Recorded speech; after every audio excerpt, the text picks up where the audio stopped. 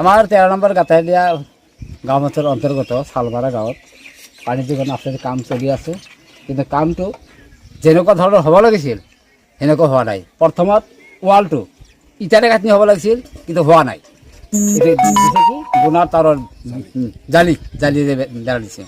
আৰু দ্বিতীয় কথা হ'ল আমাৰ যি কামবিলাক ঘৰৰ কামবিলাক সেইটো 2 নম্বৰে হৈ আছে। তাৰমানে মনমতো হোৱা নাই। আমাৰবিলাকো সেনেকুৱাই, তাৰমানে মছলা কম দি সিহঁতে তাৰমানে বস্তুখিনি কি কৰি আছে ক'ব নোৱাৰোঁ আমি।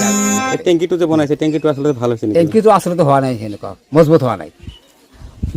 খুঁটিবিলাক দিছে, যিবিলাক খুঁটি মজবুত ৰড চড দিব লাগে সি দিয়া নাই। ঠিকাদাৰ আহে না নাই?